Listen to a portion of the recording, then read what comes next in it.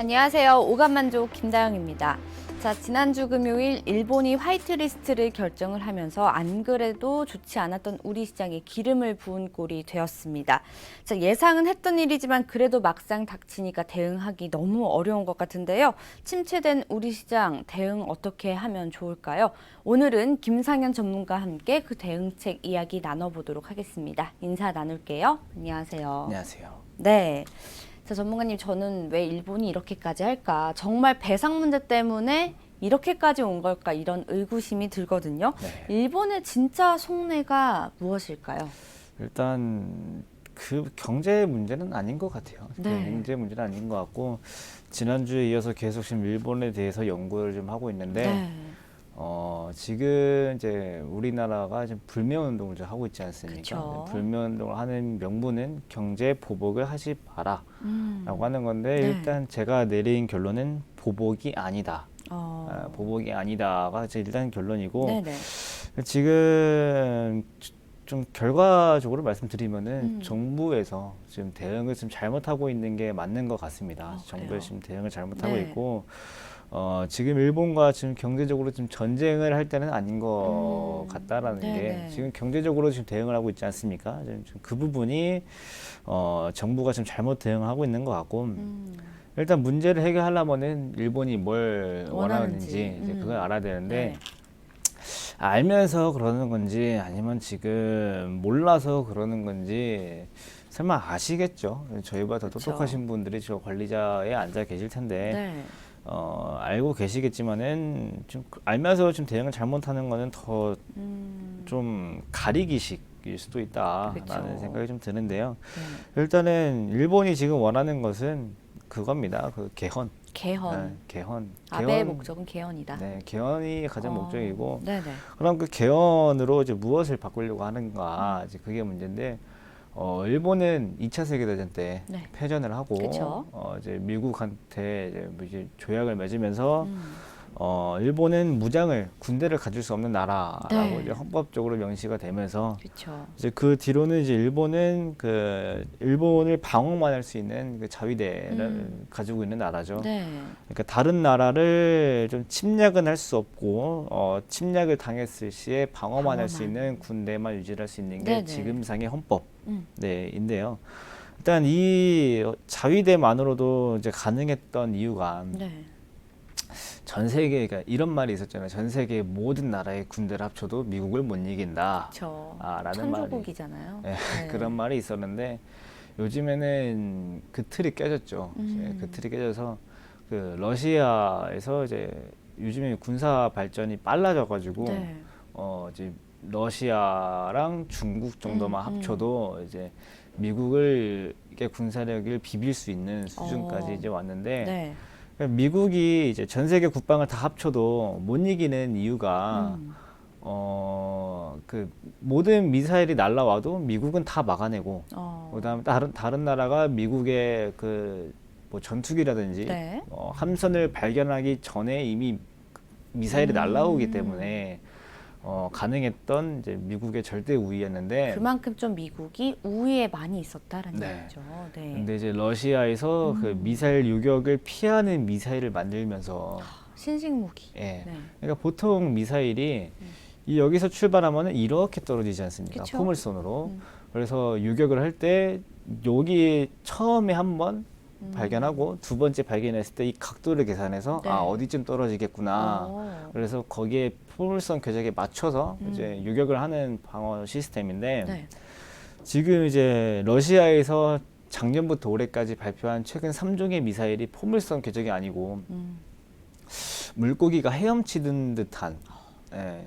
그러니까 미사일이 이렇게 날아가는 그쵸. 미사일이 발표가 되면서 이거는 미래 궤적을 알 수가 없기 때문에 이제 유격을 못 한다. 그러니까 네. 쏘면은 일단은 맞아야 된다. 방어를 못한다. 예, 이런 미사일이 네네. 나오면서 이제 그 군사 그게 좀 깨졌고 최근에 더 무서운 것은 북한도 이 네. 미사일을 최근에 시험을 했어요. 그래요. 예, 최근에 북한이 이 미사일을 시험을 했는데 이게 지금 다른 나라가 없었던 기술, 러시아만 가진 기술이었는데 네네.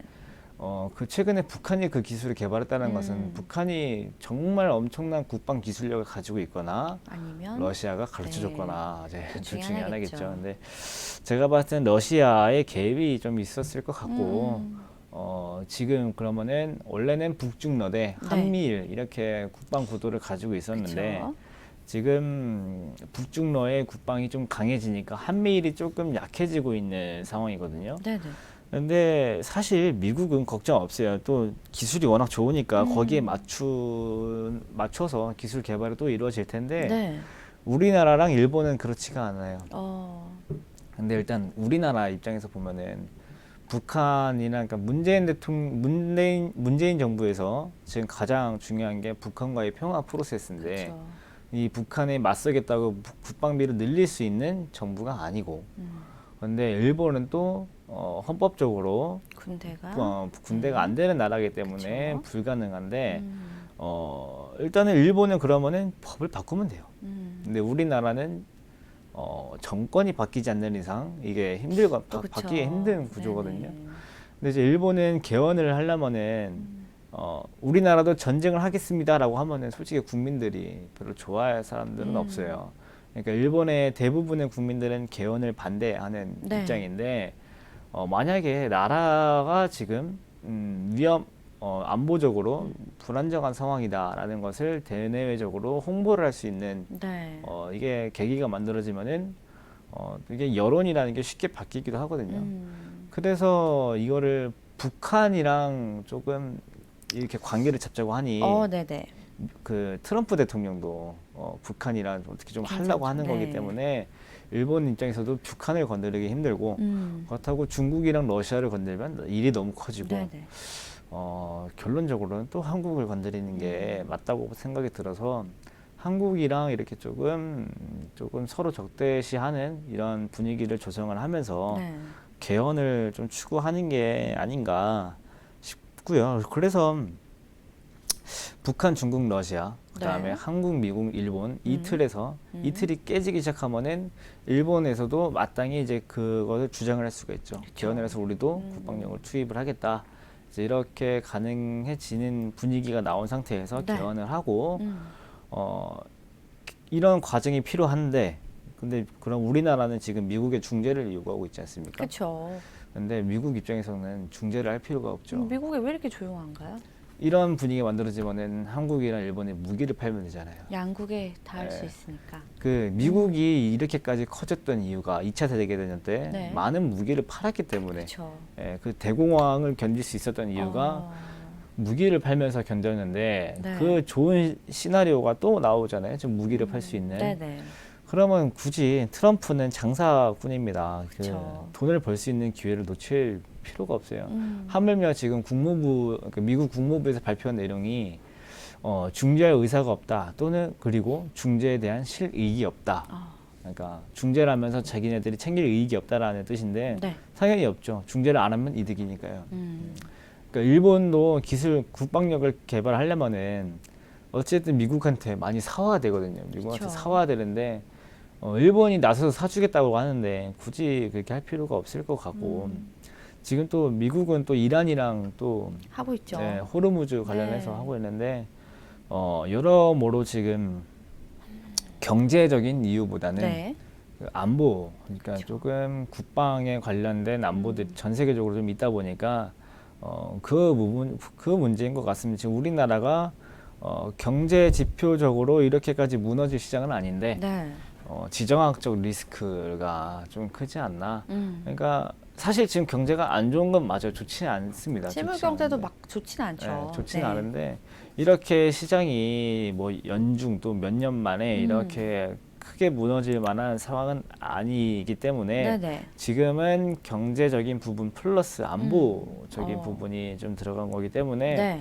지금은 정부 입장에서 너무 지금 경제적으로만 대응을 할 게 아니고 네.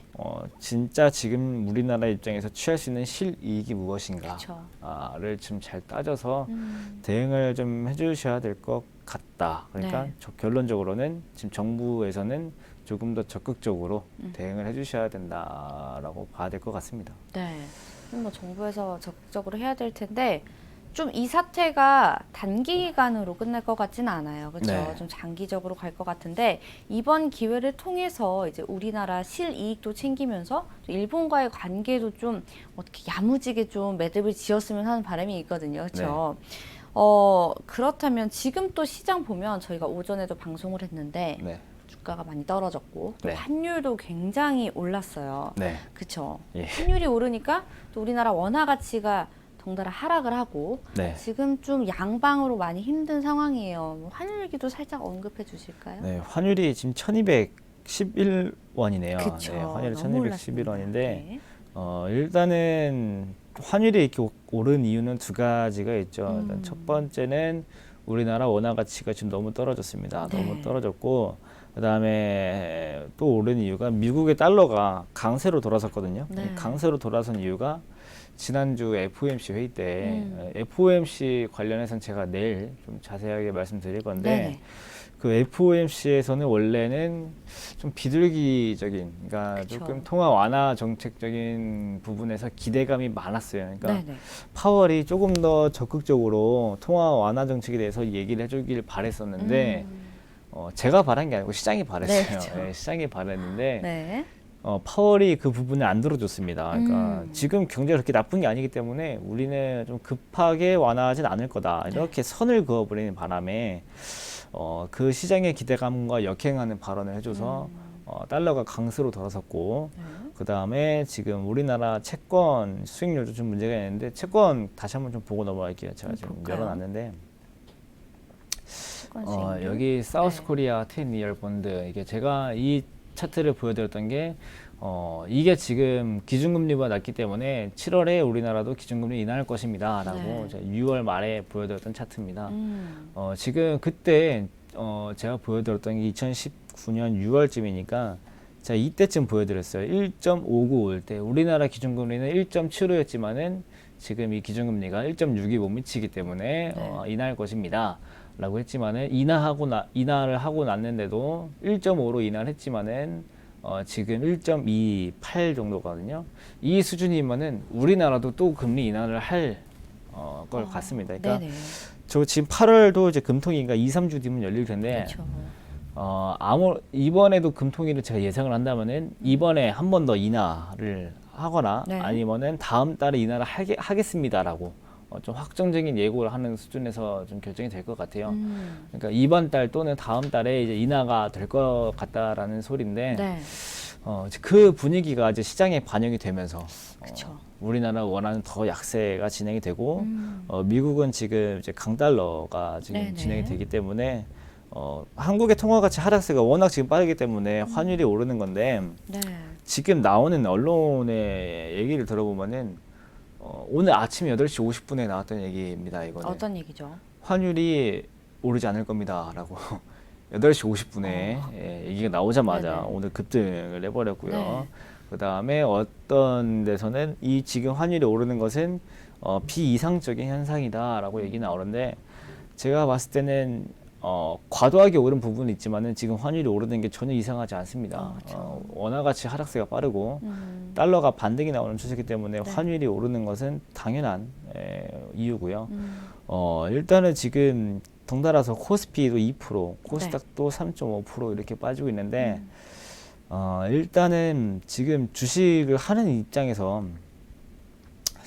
지금 당장은 안 사는 게 맞죠. 지금 당장은 안 사는 게 맞고 왜냐면은 지금 추세가 워낙 강하게 진행되고 있기 때문에 지금보다 더 빠진다라는 소리보다는 지금 당장 반등이 안 나올 확률은 커요. 지금 전에도 말씀드렸지만은 그래도 사신다 하시면은 코스닥보다는 코스피로 가는 게 맞고 네. 코스닥은 지금 저번 주 금요일에 첨생법이 통과가 되었는데도 오늘 판매세율 10% 빠지고요. 신라제는 2연속 점 하한가를 가고 있기 때문에 신라제는 솔직히 팩사배의 문제가 좀 크긴 그쵸. 컸지만은 바이오가 전체적으로 죽고 있는 상황이고 코스닥은 바이오랑 비바이오의 균형이 더 맞아 떨어져야 됩니다. 네. 그 다음에 이제 코스피는 그나마 지금 경제 여건이 완전 최악은 아니기 때문에 이 지정학적 리스크만 조금씩 완화되는 분위기만 네. 나와도 금방금방 반등이 나올 거거든요. 그래서 지금 시장은 일단 접근보다는 솔직히 물린 거는 그러니까 솔직히 이거는 인간적으로 그쵸. 말씀드리는 부분인데 물린 거는 어떻게 할 도리가 없어요. 물린 거는 그냥 물린 채로 둬야 됩니다. 시간이 좀 지나길 예. 기다려야겠죠. 왜냐하면 지금 물렸으면은 대부분 종목이 40% 정도 빠지셨을 텐데 그쵸. 40%짜리를 손절을 해서 나중에 다시 사면은 그 종목으로 2배의 수익을 내야 돼요. 그러니까 2배가 넘죠. 왜냐하면은 배가 물량 갈 손해가 만한, 물량 손해도 있고 그쵸. 거기 한 2.5배 정도 올라야 되는데 일단 지금 물린 거는 차라리 그냥 두는 게 네. 맞는 상황이고 10% 내외의 종목들은 손절을 일단 해두시는 게 맞는 것 같습니다. 그리고 이 사태가 조금 오래 갈 거기 때문에 네네. 아까 말씀드린 것처럼 경제 보복이 아니고 이거는 일본이 개헌 의지를 담은 침략으로 보는 게 그쵸. 맞기 때문에요. 저는 일단 항상 말씀드렸지만은 왼쪽도 오른쪽도 아닌 입장에서 봤을 때 경제 침략이 맞고 우리나라 입장에서는 여기에 대해서 적극적으로 경제적인 대응을 하는 게 아니고 네. 진짜로 서로의 이익이 무엇인가 잘 따져가면서 대응을 해야 된다. 이제 이게 맞다고 보는 판이기 때문에 네. 일단은 지금 시장은 정부가 어떻게 나서는지 이걸 조금 더 보고 판단하는 게 좋을 것 같다라는 생각이 드네요. 네, 지금 뭐 제가 전문가님 말씀을 들어보니까 지금이 21세기잖아요. 네. 21세기 침략이라는 단어를 쓴다는 것 자체가 너무 자존심이 상하고 속이 상하는 것 같아요. 네, 정말 좀 빨리 이 사태가 해결이 돼서 많은 투자자분들에게 모멘텀을 줄 수 있는 시장 상황이 빨리 불어닥쳤으면 좋겠습니다. 자, 김상현 전문가와 함께 일본과의 관계 그리고 시장 이야기 좀 나눠봤고요. 자, 오늘도 그렇지만 종목 분석을 또 안 해볼 순 없겠죠. 종목 분석해볼 시간인데 오늘은 또 어떤 종목 가지고 와주셨나요? 네, 솔리드입니다. 네, 솔리드 5G 관련주로 좀 유명하죠. 네, 네. 통신 3사에 모두 좀 납품을 하고 있는 기업인데 기업 분석 한번 들어볼게요. 네, 일단 종목 분석에 앞서서 네. 제가 종목을 뽑기가 너무 힘들었습니다. 그렇죠. 네, 제가 항상 가져오는 그 예제 종목들이 있잖아요. 항상 네. 뚱뚱한 캔들이 많이 네네. 나오고 이제 이런 추세가 좀 있고 이제 그런 종목들을 가지고 이제 소개를 해드리는데 네. 일단 제가 그 프로그래밍을 해서 이런 종목들이 매일매일 검색이 되게 네. 해놨는데 안 나와요. 안 걸리는군요. 네, 안 종목이. 나와요. 종목이 안 걸려서 네. 제가 2,000개 종목을 다 손으로 돌려서 제가 억지로 좀 2순위 후보를 좀 뽑아서 가져오는데 네네네. 그래도 마음에 안 들지만 네. 일단 가져온 게 일단은 솔리드입니다. 그렇죠. 일단 좀 차근차근 설명을 드리면은 네네. 그 앵커님이 소개해 주셨듯이 5G 관련주고요. 네. 우리 여기 기업 보시면은 이동통신 3사, KT, SK, LG에 동시에 장비를 납품하는 유일한 회사라고 합니다. 오, 네네. 국내 넘버원 공급 업체 위치를 유지하고 있다고 네. 하고요. 일단은 뭐 모바일 뭐 프론추얼인지 이게 어떤 영어인지 모르겠지만은 뭐 이런 거에 대해서 시장 점유율 55% 이렇게 이제 가지고 있고 일단은 코멘트를 보시면은 지금 5G 네트워크 망 운영에 소요되는 데이터 전송 장비 등등등등 하는데 제가 5G 관련주 소개 드릴 때마다 제가 5G를 가지고 있는 후기를 말씀드리는데 그쵸. 제가 좋지 않다. 오늘 제가 충청도에서 지금 바로 올라온 거거든요. 네네네. 충청도에 일이 있어가지고 충청도에서 오늘 아침에 이제 KTX 타고 용산역에 와서 네. 이제 이렇게 오는데 중간에 이제 LTE에서 5G로 바뀝니다. 그러니까 충청도에서는 LTE로 지금 적용이 됐다가 네네. 한 광명쯤 지나면 오면은? 5G로 바뀌는데 제가 오면서 이제 화면으로 분할 화면으로 위쪽에는 이제 MTS를 켜놓고 네. 밑에는 이제 유튜브를 켜놓고 이제 기차에서 오는데 멈춰버려요. 아, 이게 바뀌면서 멈춰버리는데 네, 아직까지는 아직까지는 네네. 5G 기술이 갈 길이 멀다. 그렇다면 어떻게 보면 굉장히 좋은 거 아닌가요? 네, 그래서 일단 오늘 이따 소개시켜드릴 종목도 5G입니다. 네. 일단 아. 지금 상황에서는 5G가 그나마 좀 실적이 나올 것 같고 네. 또 지금이 아직은 실적 시즌이지 않습니까? 실적이 그쵸. 막 발표되는 타이밍이기 때문에 네. 일단 올해가 이제 5G가 첫 상용화가 됐던 그쵸. 시기고 지금 기지국을 막 이렇게 짓고 있는 있죠. 상황이기 때문에 일단은 5G 관련주들 접근은 아직은 유효하다 보시는 게 맞고 지금 뭐 재무제표를 봐도 전체적으로 나쁘지 않습니다. 뭐 손익계산선이 일단 재무상태표는 5G 관련주들이 다 좋지 않아요. 부채가 좀 많습니다. 왜냐면은 기술만 가지고 있지 자본력이 있는 회사는 몇 개 없기 때문에 다 빚으로 지금 네. 기술을 좀 하고 있고 전체적으로 작년까지는 마이너스였지만은 이제 올해 이제 플러스가 기대가 되는 이제 회사고요. 전체적인 5G 종목들 다 그렇고 이제 차트를 이제 다시 넘어가 보면은 네. 마음에 안 들어요. 솔직히 마음에 안 들고 뚱뚱한 캔들이 없잖아요. 그쵸. 앞에 있어가지고 여기 하나 하나. 정도 있는데 그래도 얘를 뽑아온 이유가 뭐냐? 네. 그나마 이 하나의 선을 그어보면요. 최근에 하락했다가 정확하게 반등을 해줘요. 여기서. 그 안에 딱 맞는군요. 네, 딱 뚱뚱한 캔들에서 반등을 딱 해주는 게 네. 저기에서 분명히 지지를 받는다라는 소리지만은 지금 하락을 하는 위치도 종가에서 딱 하락이 해주거든요. 네. 그래서 제가 봤을 때 이 종목이 지금은 지지선 저항선을 잘 영향을 받으면서 시장 흐름대로 진행이 되는 종목으로 판단이 되고 있는데 네, 네. 일단은 지금 저항을 받는 종목이기 때문에 지금 당장 매수를 하기에는 조금 부담은 있어요. 부담은 네. 있고 만약에 지금 매수를 고민하신 분들이라면은 일단은 대기를 하셨다가 네. 언제 매수를 해야 되냐면은 저기 4,750원에서 다시 한번 반등이 나와주는 모습을 보여주면은 네. 그때 한번 매수하시는 게 좋고 만약에 지금 저항을 받고 반등이 나와서 5,700원에서 좀 잘 지지가 된다 라고 하시면은 미보유자분들은 그때 그러니까 4,800원에 사시거나 네. 5,700원에 사시는 게 좀 가장 안정적인 자리가 될 것 같고요. 지금 갖고 계신 분들은 네. 솔직히 비중이 많으신 분들은 조금은 정리하시는 게 좋고 비중을 별로 안 갖고 계신 분들은 네. 홀딩 하셔도 되는데 일단은 홀딩인데 왜 제가 비중 많으신 분들은 줄여야 되냐고 말씀드리냐면은 시장이 안 좋아서요. 그렇죠. 시장이 안 좋아서 지금 비중 많으실 때는 조금 줄이시는 게 좋고 네네. 아니신 분들은 홀딩 하시고 목표가는 어디로 잡아야 되느냐. 네. 일단 보유하고 계시지 않으신 분들은 일단은 지금 4,800원, 5,700원 사이에서 반복 매매를 하시면 되는데 네. 갖고 계신 분들은 신고가를 기대해 보셔도 돼요. 신고가를 기대해 보셔도 되는데 네네. 일단 시장이 안 좋으니까 비중은 조금 줄여놓고 나머지 종목 비중으로 승부를 보시는 게 좋다. 이 정도로 보시면 좋을 것 같습니다. 네. 자, 일단 첫 번째 종목 분석인 솔리드는요, 보유자께서는 계속 보유를 하시되, 좀 비중이 많으신 분들은 지금 비중을 좀 줄이시는 게 좋고요. 목표가는 신고가를 좀 목표로 잡아보시면 좋겠다라고 하셨고요. 미보유자께서는 현재는 진입을 하지 마시고 일단은 좀 대기를 해주신 후에 현재 가격대가 지지가 되는지를 확인한 후에 매수가 가능할 것 같다라고 말씀을 해주셨습니다. 자, 5G 관련 국내 통신 3세 모두 납품하고 있는 기업 솔리드까지 저희 분석을 해봤습니다. 아무래도 현재 가격대가 정말 좀 중요해 보입니다. 잘 지켜보시고 대응하면 좋을 것 같고요. 자, 다음 종목도 한번 보도록 하죠. 다음은 또 어떤 종목 가지고 오셨나요? 네, 서진 시스템입니다. 서진 시스템. 네, 네. 두 번째 종목도 뭐 5G 관련주인데 이거는 또 어떤 이유 때문에 가지고 오셨나요? 네, 일단 딱 마음에 드는 단어가 들어가 있어요. 기업 계획에 네. 기지국 장비. 기지국. 네, 지금 기지국이 많이 필요하거든요. 그쵸. 아까 말씀드린 것처럼. 네. 기지국 장비랑 뭐 소형 안테나 기지국 장비용 뭐 이렇게 나오는데 네. 일단은 안테나 만드는 회사가 뭐 서진 시스템, 뭐 에이스테크 등등 있지만은 지금 에이스테크는 지금 물량이 너무 많이 들어가 있기 때문에 네. 서진 시스템을 소개를 시켜드릴 거고요. 일단은 통신 장비, 뭐 핸드폰 부품, 반도체 장비 뭐 등등 나오는데 네. 제일 중요한 건 5G이고요.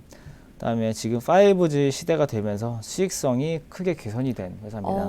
네네. 네, 그다음에 뭐 재무제표를 봐도 지금 뭐 많이 늘어났어요. 2019년에는 더 많이 늘어날 거고 재무상태표도 마찬가지로 좋진 않아요. 좋진 않고 좋진 않고 그다음에 영업 현금 흐름도 플러스로 이제 잘 나오고 있는데요. 네네.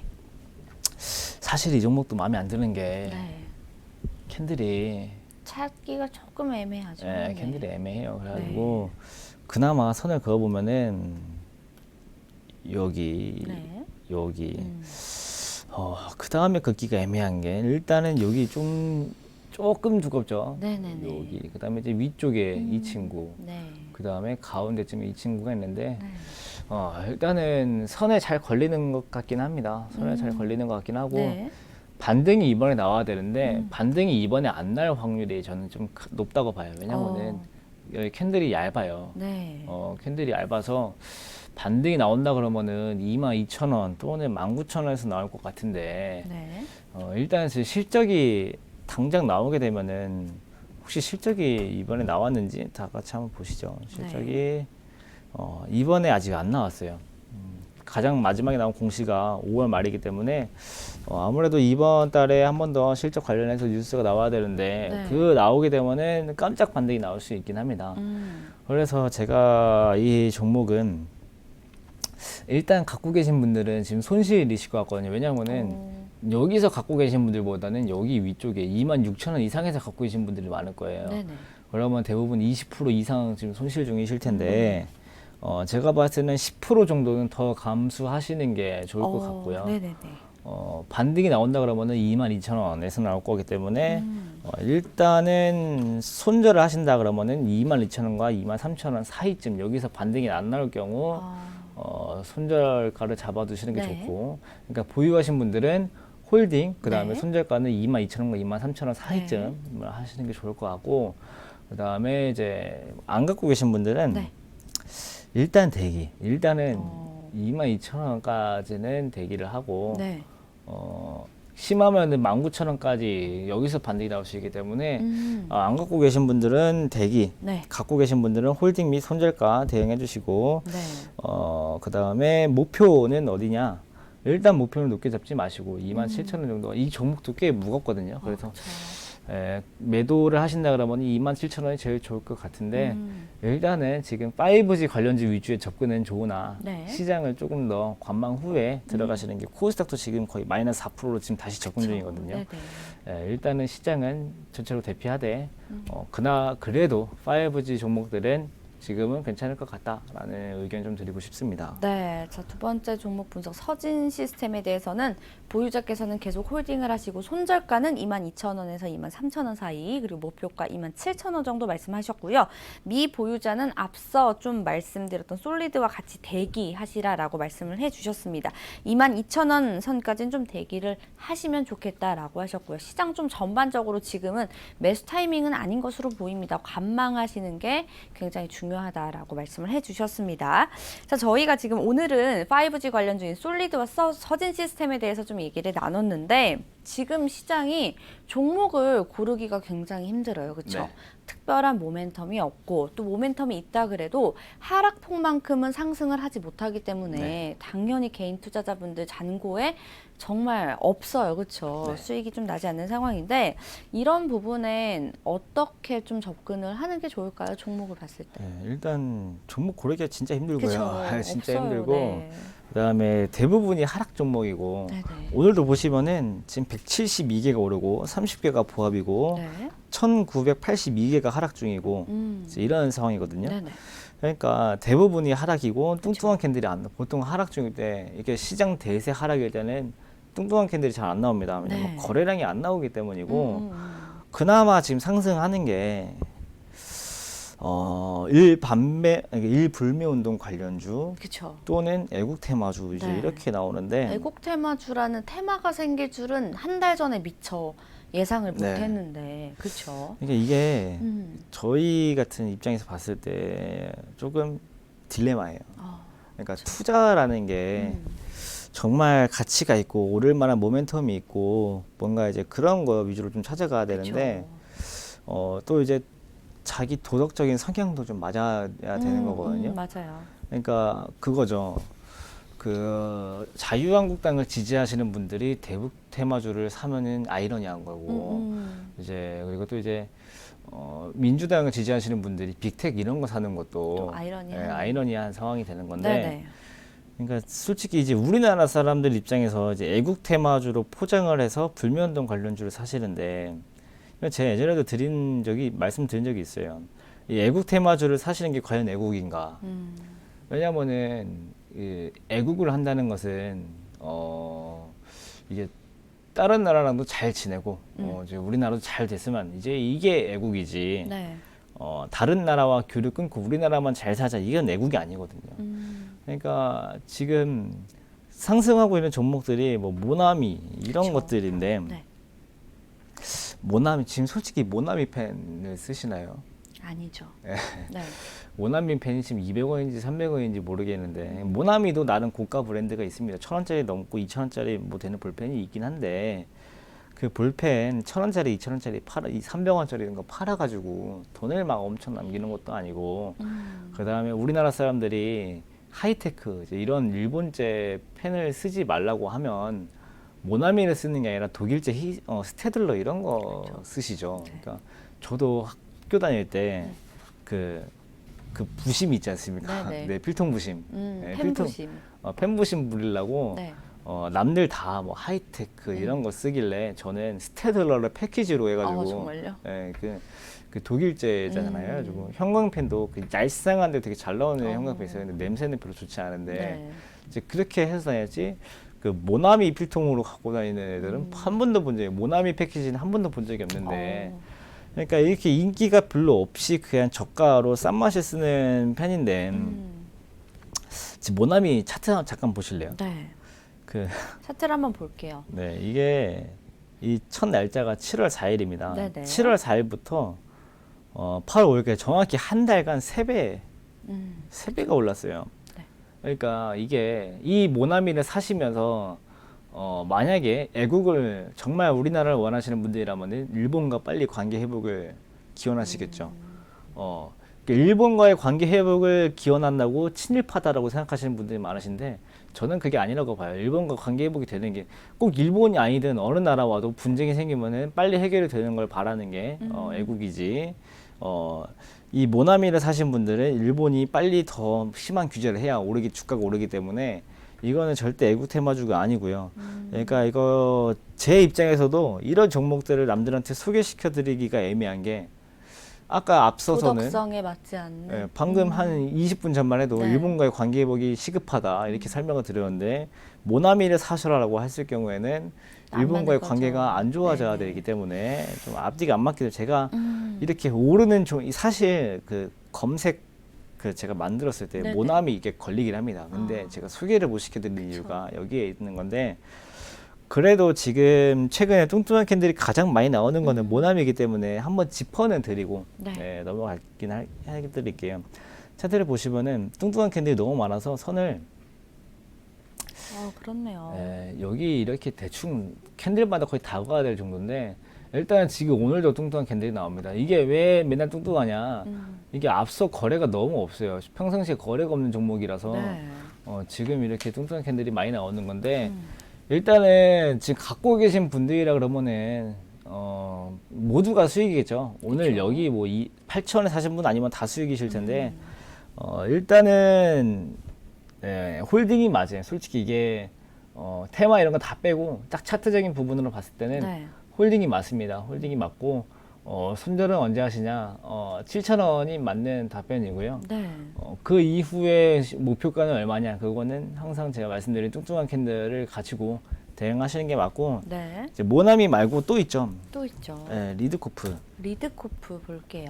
그러니까 모나미는 네. 뭐 이제 하이테크 불매운동에서 하겠지만은 리드코프는 그 일본에서 흘러오는 그 금융 자금에 대해서 반대되는 움직임인데 네. 솔직히 저는 모나미보다 리드코프가 낫다고 봐요. 그나마. 리드코프. 예. 네. 왜냐면 모나미는 펜 팔아서 얼마나 않겠습니까? 리드코프는 그래도 금융 부채 대부업계이기 때문에 네. 일단은 뭐 일본에서 흘러 들어오는 돈을 피해서 이제 뭐 우리나라 돈을 빌리겠다는 건데 솔직히 이것도 제가 반대하는 이유는 우리나라에서 일본 돈을 빼면은 별로 없어요. 일본이 워낙 금리가 자금이 싸기 그쵸. 때문에 네. 다들 일본에서 돈을 차입해 오는 돈이 많아서 네네. 그렇긴 하지만은 그나마 이 종목도 뚱뚱한 캔들 지금 저항을 받고 있기 때문에 그나마 이 종목 갖고 계신 분들은 일단은 지금 대피를 하는 게 맞습니다. 네. 지지 못 받고 있으니까 이 종목을 갖고 계신 분들은 일단은 빼는 게 맞다. 네. 이거 보시고 그 다음으로 제가 좀 길게 말씀드리고 싶은 종목은 어떤 종목? 신성통상인데요. 신성통상. 네. 유니클로 반대 예. 수혜주로. 오늘 이 종목이 상한가를 간 이유는 네. 주말이랑 지난주부터 해가지고 유니클로 관련된 뉴스가 좀 많이 나왔습니다. 많이 나왔어요. 뭐 폐점한다는 얘기도 네. 있었죠. 네. 근데 이제 저는 그 폐점을 하는 이유가 그분이 장사가 안 돼서라고 인터뷰를 하셨더라고요.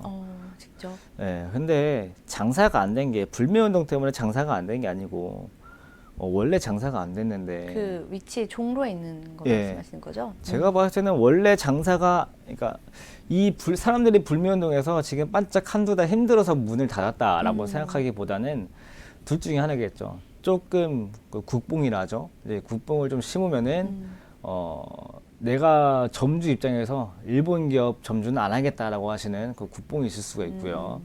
또 다른 이유로는 원래 장사가 안 됐는데 이번 불매운동 때문에 확실하게 마음을 잡으셨거나 이제 둘 중에 이제 이런 이유가 있었을 텐데 네. 전체적으로 지금 참고로 제가 그 집이 인천이라고 말씀드렸잖아요.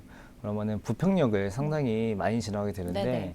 부평역이 구조상 유니클로를 꼭 통과를 하게 되어 있어요. 그래요. 예, 그 전철역이 지하 2층에 있고 유니클로가 지하 1층에 있고 출구가 1층에 있기 때문에 그럼 지나갈 수밖에 에스컬레이터 타면은 그 유니클로 정 한가운데를 딱 지나가게 돼요. 카운터 앞을 딱 지나가게 네네. 되는데 원래는 카운터의 줄이 한 이렇게 지그지그로 해서 이렇게 서 있었는데 네네. 지금은 하이패스로 하이패스 이렇게 바로바로 계산이 되게끔 바로바로 사람이 없더라고요. 정말 그만큼 좀 줄었네요. 네. 정말 눈에 띄게 보이는데 아직 뭐 일본에서 뭐 유니클로가 원래 우리나라의 납품을 이렇게 공급을 많이 받았던 회사인데 네.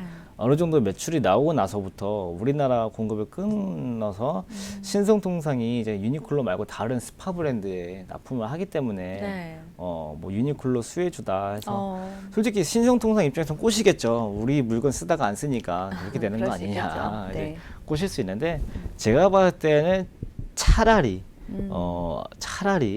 여태까지 말씀드린 리드코프나 모나비보다는 신성통상이 네. 조금 더 그나마 애국에 가깝죠. 왜냐하면 유니클로는 전범 기업이기도 하니까 네네, 그쵸. 오히려 애국 테마라고 하기에는 신성통상이 진짜 애국 테마가 네. 맞지 않나 좀 이런 생각이 좀 들고 일단은 그래도 저는 애국 테마라는 말은 반대합니다. 애국 테마는 반대고 차라리 불매운동 수혜주로 분리하시는 차라리. 게 맞고 네. 실제적으로 불매운동 관련주가 맞고 이제 이 애국 테마주라는 어원은 그 네이버 토론방에서 나온 어원입니다.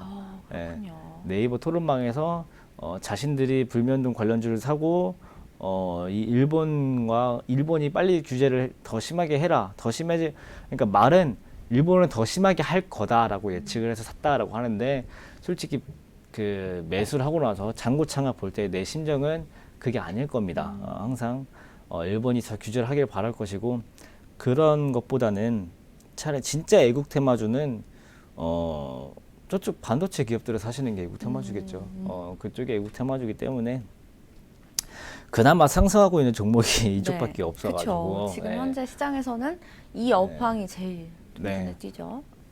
아니면 업황은 안 좋습니다. 네, 업황은 안 좋고 좋은데, 네. 그나마 주가 상승률이 그쵸. 좋습니다. 네, 주가 테마로는 좀 네. 지켜볼 왜냐면 만하다. 실적이 이렇게 좋은 회사들이 아니기 때문에요. 네네네. 이쪽은 웬만하면은 피하시는 게 좋고 제가 지금 코스닥이 마이너스 4%가 넘어가거든요. 네네. 이쯤에서 코스닥 시장을 다시 한번 봐드리면은 볼까요? 제가 방송하는데 계속 빠지고 있죠.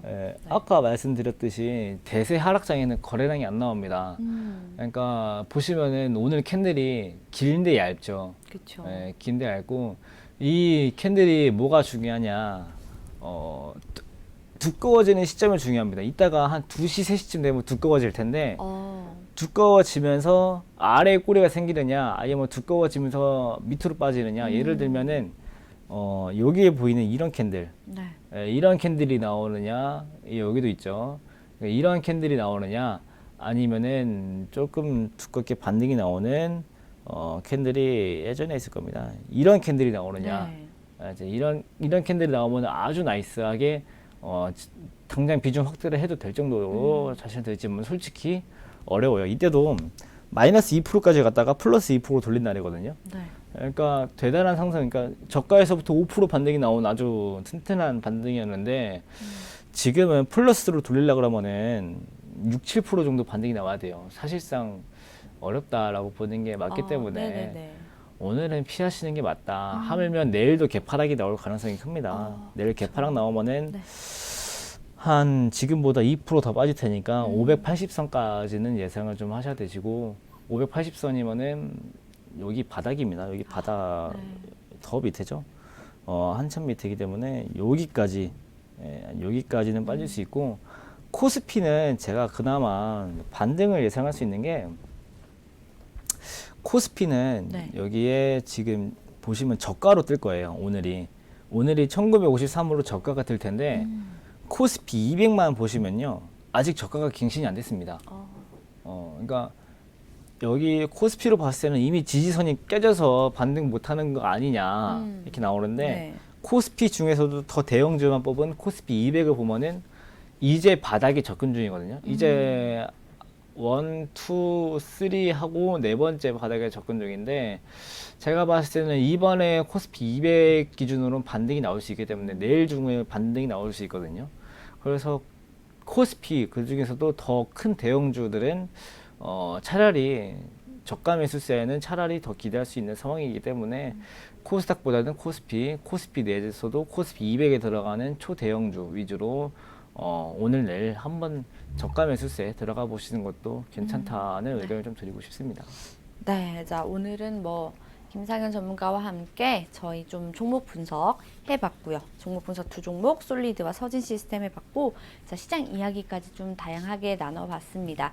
지금 저희가 방송하는 와중에도 지수가 좀 계속해서 조정을 보이고 있는데요. 오늘 오후장 시장 대응 좀 잘 하시면 좋을 것 같습니다. 자 오늘 도움 말씀 주신 김상현 전문가는 아쉽지만 여기서 인사 나누도록 하겠습니다. 감사합니다.